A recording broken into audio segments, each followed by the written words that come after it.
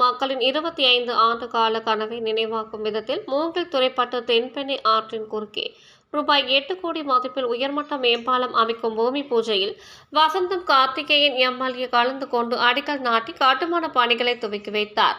தமிழ்நாடு முதலமைச்சர் திமுக தலைவர் மு.க. ஸ்டாலின் அவர்களின் தலைமையிலான திராவிட மாடல் நல்லாட்சியில் கள்ளக்குறிச்சி மாவட்ட மக்களின் 25 ஆண்டு கால கனவை நினைவாக்கும் விதத்தில் கள்ளக்குறிச்சி தெற்கு மாவட்ட திமுக செயலாளர் வசந்தம் கார்த்திகேயன் எம்எல்ஏ தனது ரிஷிவந்தியம் சட்டமன்ற தொகுதிக்கு உட்பட்ட சங்கராபுரம் வடக்கு ஒன்றியம் மூங்கில் துறைப்பட்டு ஊராட்சி கள்ளக்குறிச்சி சங்கராபுரம் திருவண்ணாமலை சாலையில் அமைந்துள்ள தென்பெண்ணை ஆற்றின் குறுக்கே ரூபாய் 8 கோடி மதிப்பில் புதிய உயர்மட்ட மேம்பாலம் அமைக்கும் பூமி பூஜையில் கலந்து கொண்டு அடிக்கல் நாட்டி கட்டுமான பணிகளை துவக்கி வைத்தார்கள்.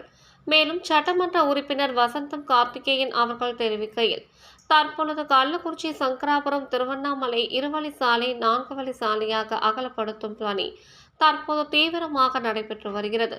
இது கள்ளக்குறிச்சி மாவட்ட மக்களின் 25 ஆண்டு கால கோரிக்கை மட்டுமல்ல, பெரும் கனவு திட்டமாகும்.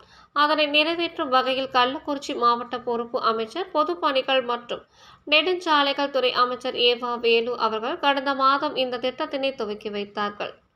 மேலும் 4 வழி சாலையால் இந்த பகுதியில் செல்லும் பொதுமக்கள் மற்றும் அனைத்து விதமான வாகன ஓட்டிகளுக்கும் பயன் பெறுவார்கள். குறிப்பாக திருவிழா மற்றும் முகூர்த்த நாட்களில் போக்குவரத்து நெரிசல் முற்றிலும் தவிர்க்கப்படும் என்று தெரிவித்தார்.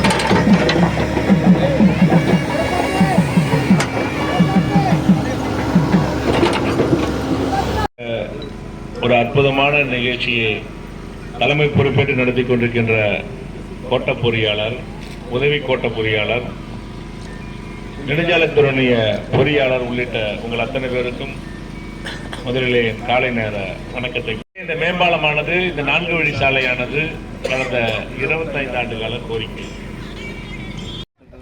ஆகவே இப்போது அற்புதமான திட்டத்தை வழங்கிய முதலமைச்சர் அவர்களுக்கும் அமைச்சர் பொறுப்பு அமைச்சர் அவர்களுக்கும் இதை கொண்டு வர வேண்டும் என்கின்ற என தொடர்ந்து வலியுறுத்திய இந்த பகுதியினுடைய கழகத்தை சார்ந்த பல்வேறுபட்ட நிர்வாகிகளுக்கு மனமார்ந்த நன்றிகளையும் வணக்கத்தையும் வாழ்த்துக்களையும் கூறி விடைபெறுகிறேன்.